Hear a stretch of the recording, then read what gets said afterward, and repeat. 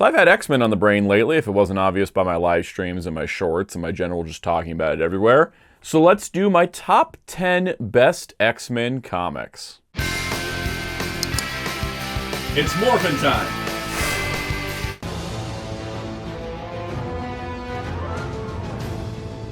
Hello, this is Soundout here, and welcome to my list of the top 10 X-Men comic books.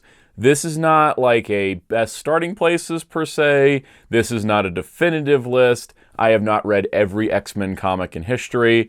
I've read a lot of comic books. I know my DC stuff is what's in frame. My Marvel stuff's over here. The point is, I've read a lot of comic books, like 15,000 comics. So I have an idea of comics. I have not read every X-Men, so it's not a definitive list of the greatest ever or the best ever. It's the 10 best for me.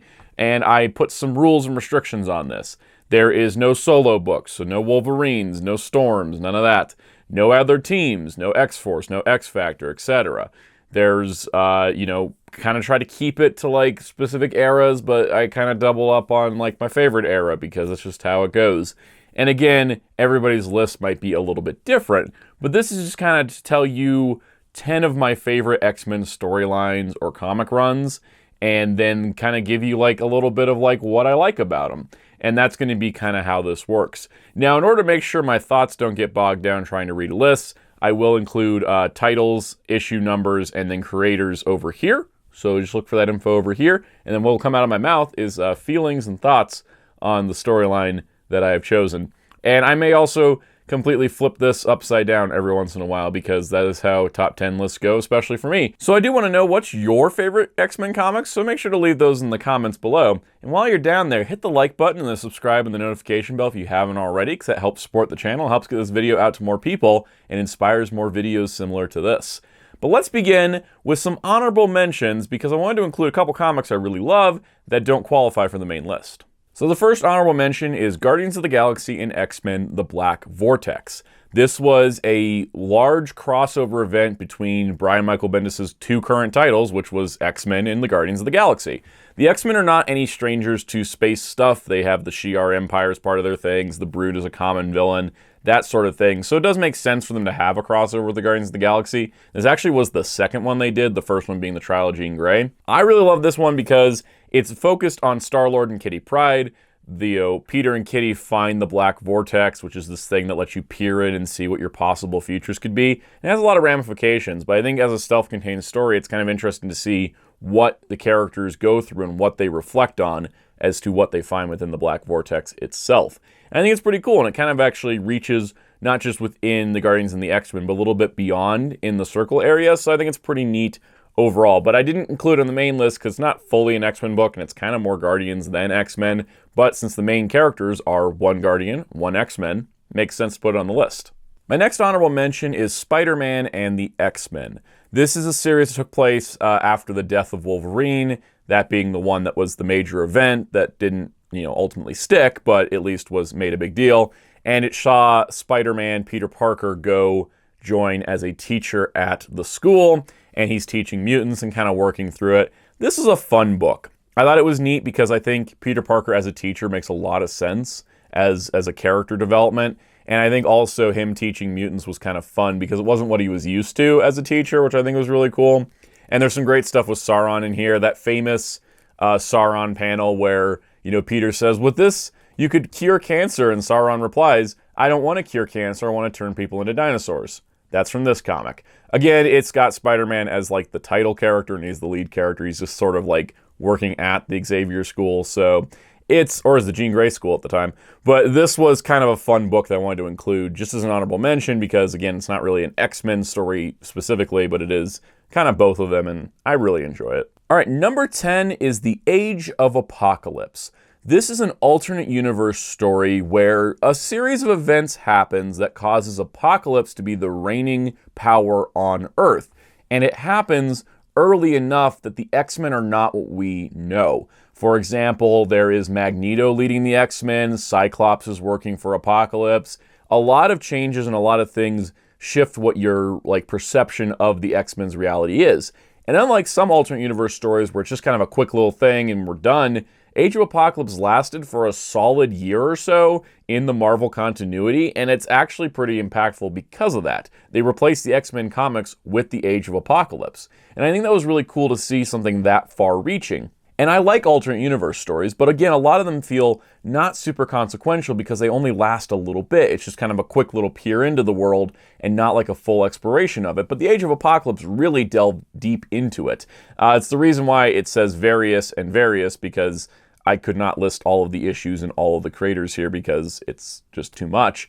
But if you search out, if you look for the Age of Apocalypse, like there's the complete epic paperbacks, which I have, that they're in a box at the moment because they're not on my main shelf.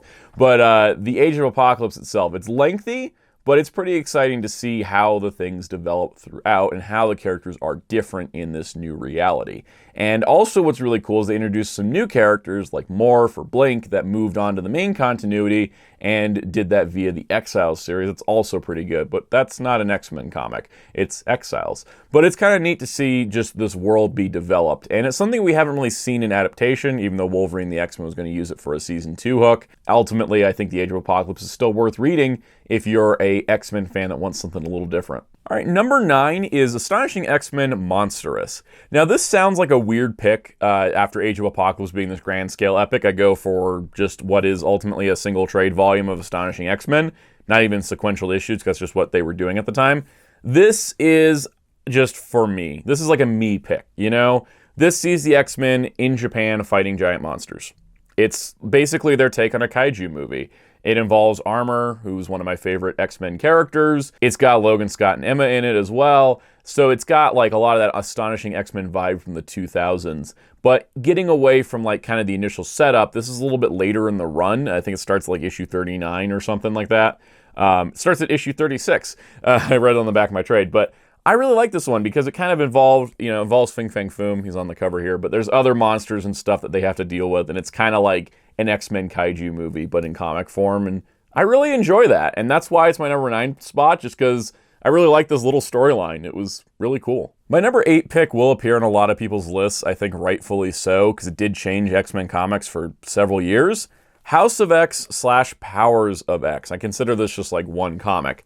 House of X and Powers of X was the start of the Krakoa age of X-Men, which for some people works, for other people don't. I've read the entire thing because I'm a little bit of a maniac, but I think that this is one of the most solid reflections back on X-Men history in the form of House of X. And then Powers of X is showing a future and how things may not work out for the supposed mutant utopia that is Krakoa, a sovereign nation sealed off from things, kind of an evolved Genosha in a lot of ways.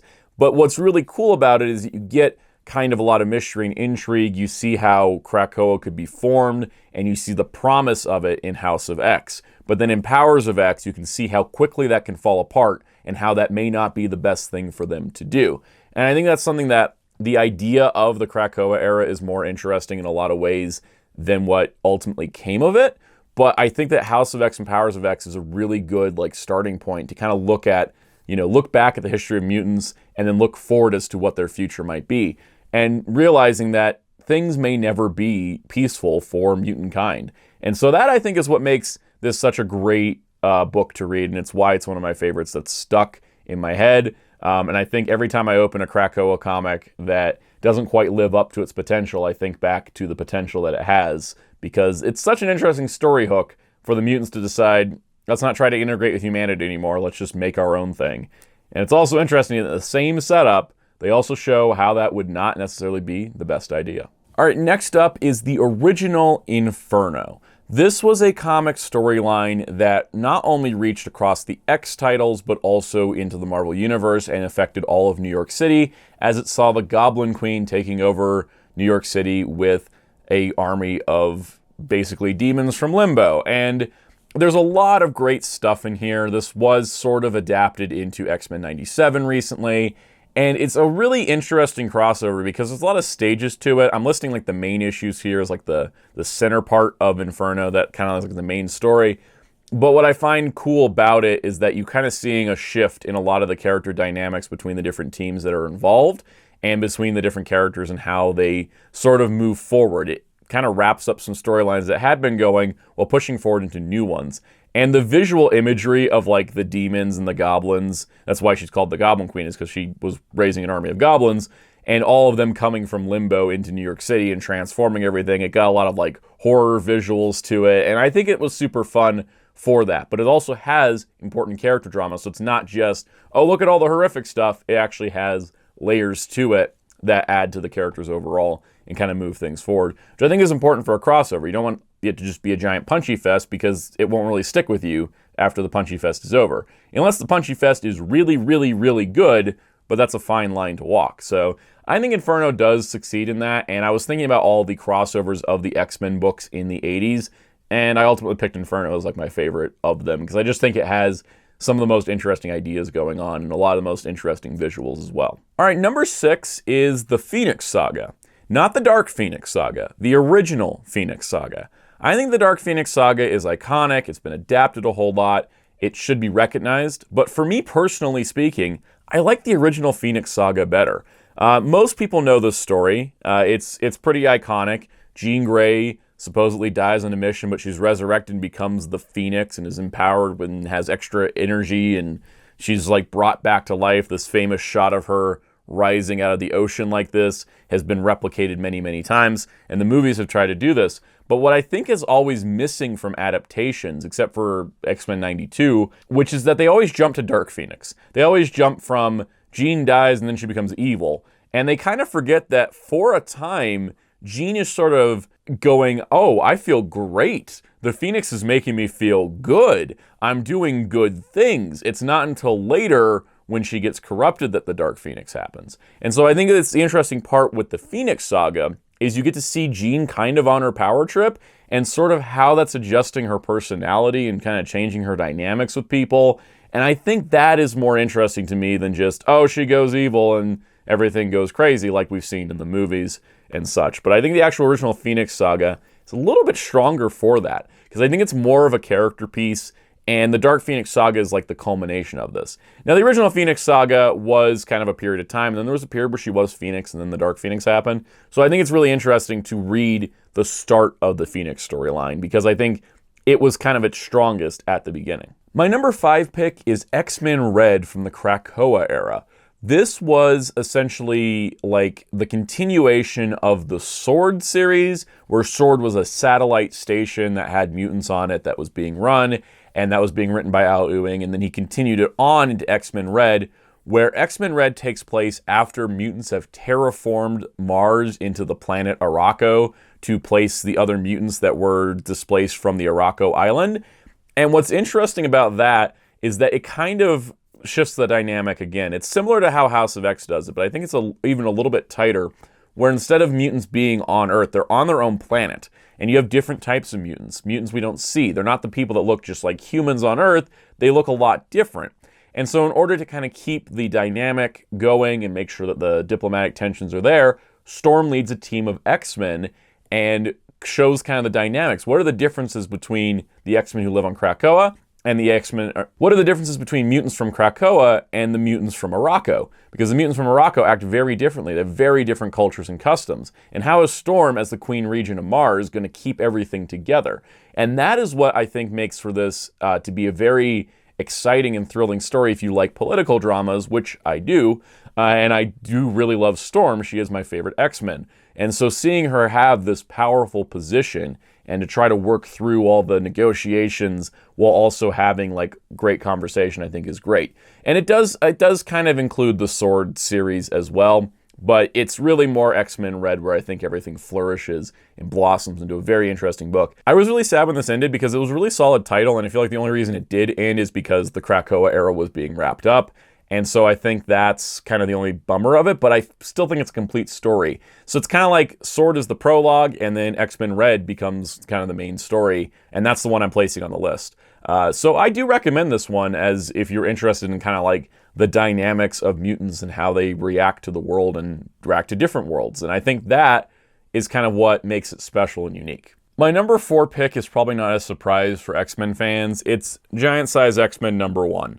The one-shot that kicked off the revival of the X-Men, that introduced in its issue Storm, Wolverine, Nightcrawler, Thunderbird, and Colossus, forming a new team of X-Men alongside Banshee and Cyclops, who were already there, and sort of kicking off a brand new era.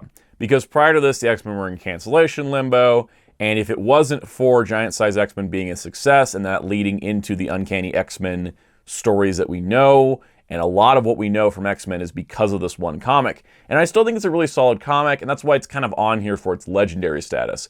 But then in general, I think if you follow from Giant Size X-Men into the Chris Claremont era, I think especially in this like first Epic collection they did, where it kind of runs through the Phoenix Saga and includes a lot of that early stuff, it's really interesting to see where we get all of the main ideas we know as X-Men, because it certainly wasn't coming from the Stan Lee days. It definitely was when Chris Claremont took over after Giant Size X-Men, which was Len Wein and such. It's just, I think this era, for me, was really solid. And it's kind of like, you know, when I was reading X-Men comics, I was trying to figure out where to jump in.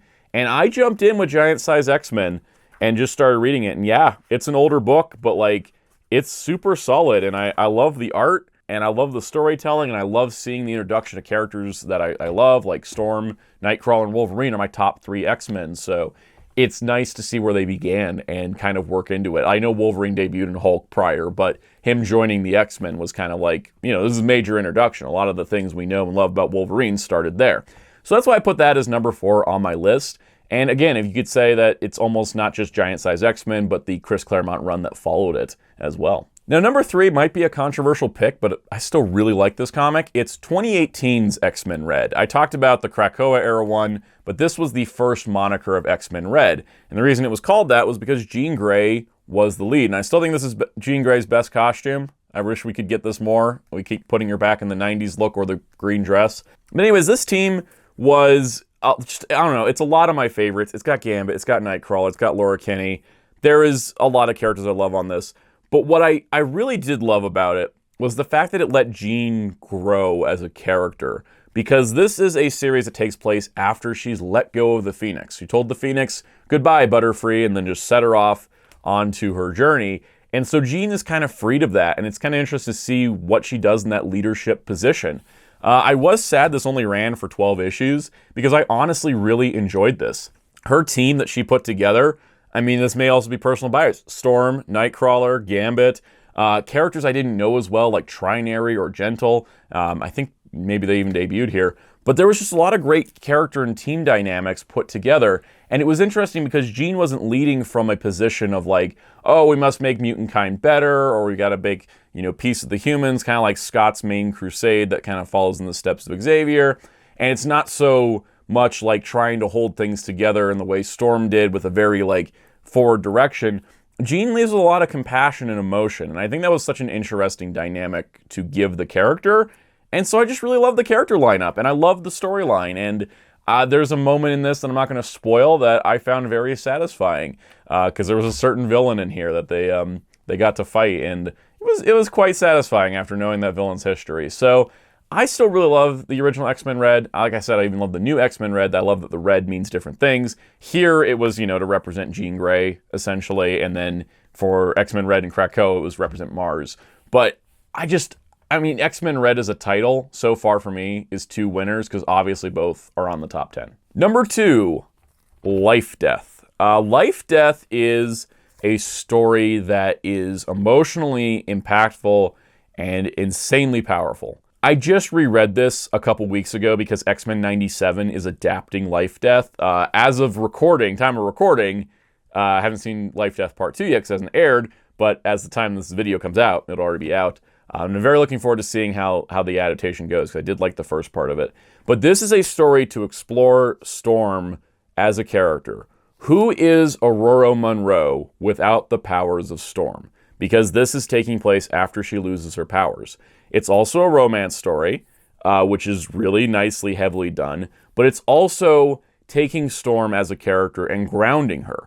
And not just physically grounding her because she no longer has her powers, but also emotionally grounding her and having her find out who she is as a person, not just the wind goddess, but who she is as a person without her powers. Her powers removed, who is she?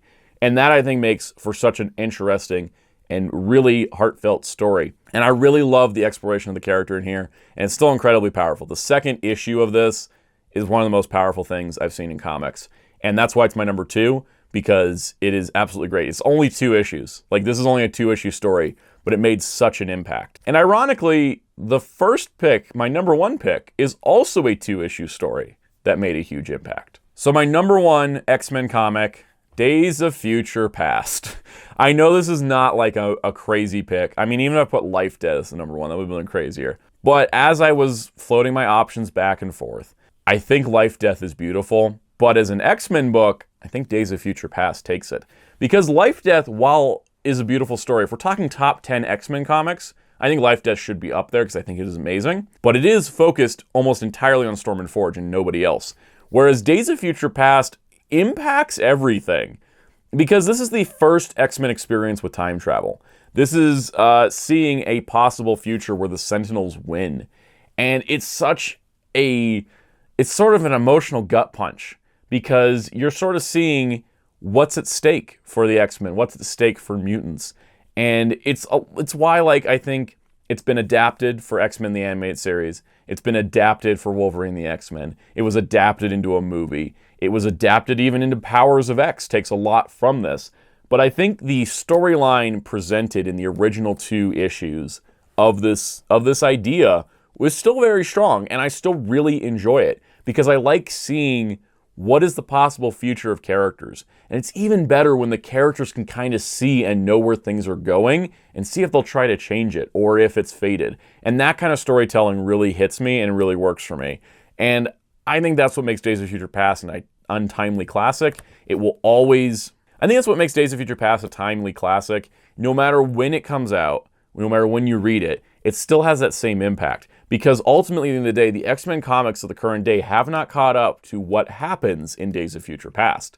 And that, I think, is always going to be our goalpost, kind of the thing that X-Men are working to prevent from happening. And sometimes they can't always prevent things from similar happening.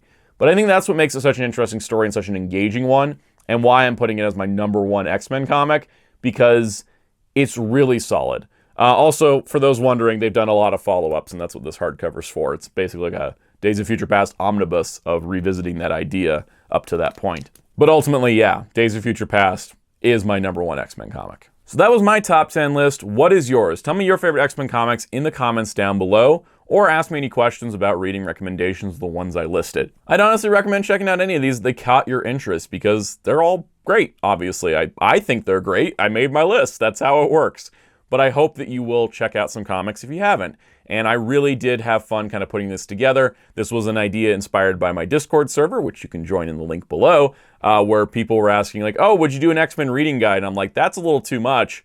But, you know, I got suggested do a top 10 list. And so this was the top 10 list. And maybe I'll do some more stuff in the future if this video does well. So if you haven't hit the like button already, please hit the like button. And subscribe to the notification bell for future videos. There's plenty of stuff popping off on this channel. Also, be sure to check out my awesome graphic designer on his social media and on Discord at darklaw643, Hero Club at hero-club.com for comic news and more. And if you'd like to join and help support the channel, you can join as a channel member for as little as $1 a month. You can get early access perks, you can get member-exclusive live streams, and all kinds of fun stuff. So please consider checking it out. And let's give a special shout out to all of our channel members right now. Special shout out to all our channel members, including our new Sound Squadron Commander, Falcons Tech, and our Sound Squadron Captains, Infinity Wartorn, Spin-54, Super Shaddix Boom, Toma K, Jamie's World, MJ Klein, The Photo Viper, Brenton Yadon, SSJ4 Jason, Oma Ender, Shenlong Zhangqi, Psycho O's, Jagger N0, Canadian Survivalist, Doge 9789, Smith the Crow, Master Ben 95, Infinite 1985, and Jeremy Carr. If you'd like to join as a channel member, hit the join button down below for more details. So on that note, until next time, this is Soundout saying, to me, my X-Men.